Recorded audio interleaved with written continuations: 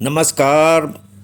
मैं clinical nutritionist Surendra Singh Walia आपका स्वागत करता हूं। बारे में जो एक गलत धारणा है कि ये बीमारी जो है इसमें पेशेंट कोई काम नहीं कर सकता है या कुछ इसमें बॉडी पे इफेक्ट है, इसमें जो प्रभाव ठीक नहीं है और पेशेंट बड़े मानसिक तौर पे जो दमे के पेशेंट हैं जिनको हम दमा बताते हैं वो बड़े डिप्रेशन में रहते हैं जब हम उनको बताते हैं कि दमा। तो बेसिकली हमारा पर्पज़ ये है कि दमा एक ऐसी बीमारी है जो एक क्रॉनिक डिजीज़ है और ये लंबे टाइम पर इसका इलाज चलता है। और इसमें बेसिकली क्या होता है कि सांस की नालियों में इन्फ्लेमेशन होती है, सांस की नालियाँ सिकुड़न में आ जाती हैं और उसका जो बेसिक रीज़न होता है वो एलर्जी है। एलर्जी हमारे पास जो पेशेंट आते हैं हमें यही बोलते हैं कि इसमें हमें दरअसल मिट्टी से एलर्जी है, धूल से एलर्जी है या धुएं से एलर्जी है। असल में ऐसी बात नहीं होती है। ये जो मिट्टी होती है जो हर पेशेंट, हर बंदे के लिए, जो हर इंसान के लिए अपने के लिए हानिकारक है।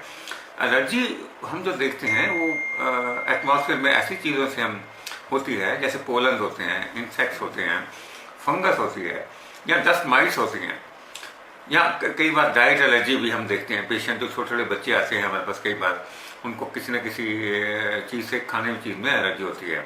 जहाँ तक एलर्जी का सवाल है, हाँ मिल्क से एलर्जी हो सकती है, पर जब तक हम पेशेंट का किसी का टेस्ट ना करें, हम जो सुपरवाइज जो हमारे पास डाइट एलर्जी रेजिमेंट्स हैं उनके हम देखते हैं कि किस चीज़ से एलर्जी है।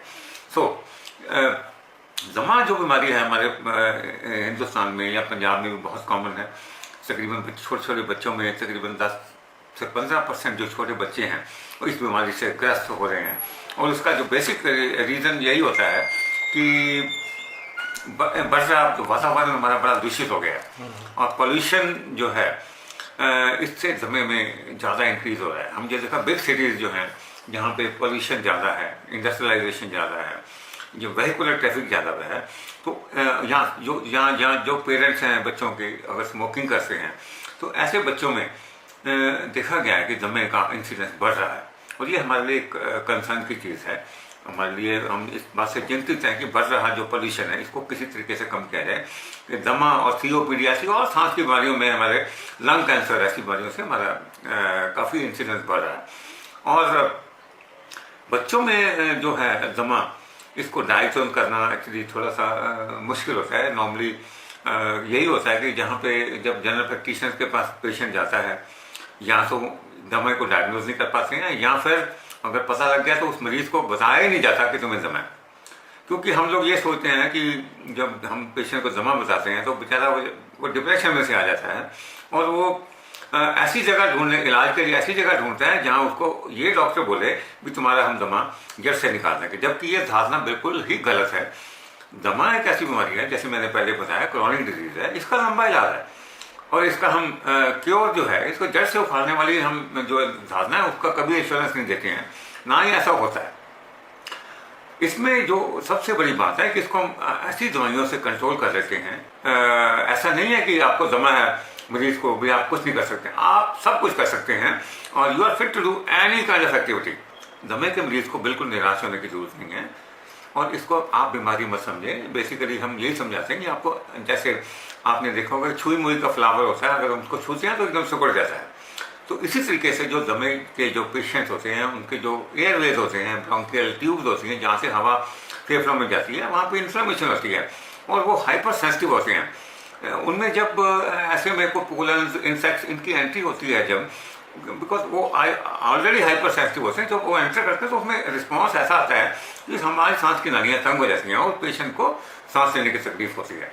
तो उसमें बिल्कुल भी निराश होने की जरूरत नहीं है। इसमें यह भी है, एक वार्निंग मैं देता हूँ कि इसका जो गलत इलाज है दमे का, वो मरीज को लेके पैर जाता है, क्योंकि दवाइयाँ अगर गलत तरीके से, गलत मात्रा में ली जाएँ तो इनके साइड इफ़ेक्ट्स भी होते हैं और यही दमा जो कंट्रोलेबल डिजीज़ मैं बोल रहा हूँ, ये मौत का भी कारण बन सकता है। क्योंकि इसकी वजह से ये हम हमेशा ये भी देख रहे हैं कि यंग एज में, ओल्ड एज में भी दमे की वजह से डेथ में भी इंक्रीज हो रहा है, क्योंकि पेशेंट जो है अपने आप को इग्नोर करने की कोशिश करता है और यही सोचता है कि शायद सांस ऐसे रहेगा, पर ये नहीं है। इसमें दमे का अटैक कई बार ऐसा हो जाता है कि पेशेंट को सांस लेने की इतनी डिफिकल्टी आती है कि पेशेंट तकरीबन 10 बेड पे आ जाते हैं हमारे पास। हमें आईसीयू में एडमिशन करके उनको फिर वेंटिलेशन में ऐसे प्रोसीजर करके पेशेंट को बचाना पड़ता है। युवा लड़कियां हैं या युवा अपने लड़के हैं, उनको मैरिज में या ऐसी चीज़ करने में कोई प्रॉब्लम नहीं है। बिल्कुल बच्चे नॉर्मल होते हैं, कोई ऐसी बात नहीं है इसमें। ऐसा सोच के हमारे पास जो लेडीज़ आती हैं, लड़कियां आती हैं कि बस कि डॉक्टर साहब इस्तेमाल ठीक हो जाएगा, मैं शादी करूंगी, तो ये एक बड़ा सोशल इविल है। पेरेंट्स बेचारे ऐसे दमे जिसको पता लगता है उसकी शादी नहीं करने पे आते हैं। तो आई थिंक इसको जो है हमें ऐसे नहीं सोचना चाहिए। पेशेंट को नॉर्मल तरीके से अपना मैरिज कर सकते हैं, और बच्चे को जरूरी थोड़ा कि दमे वाले मरीज को दमा ही होना है। हालांकि हेरिडिटरी रीजन है इसका, बट वो कोई ऐसी सिचुएशन नहीं है, क्योंकि ऐसा भी तो है कि जिनमें माँ बाप को बच्चों को दमा नहीं है, माँ बाप को दमा नहीं है, बच्चों में दमा हो सकता है। सो जो लड़कियां हैं, स्पेशली जो लड़कियां हैं बेचारी इस चीज़ से बड़ी घबराई रहती हैं, और हम उनको समझा बुझा के उनका मैरिज करते हैं। और दूसरा, मैरिज होने के बाद कई बार देखा उनके ससुराल वाले समझते हैं या हमारी सोसाइटी में समझते हैं भी दमा है। ऐसी सिचुएशन क्रिएट होती है कि जहाँ पे ये बोलते हैं कि हमें तो इस पर डाइवोर्स करना है। सो सोसाइटी में इसके अवेयरनेस इस लेवल पे आनी चाहिए कि दमे को बीमारी मत समझें, इसका सिर्फ इलाज की जरूरत है, और ये 100% आई थिंक कंट्रोलेबल डिजीज है।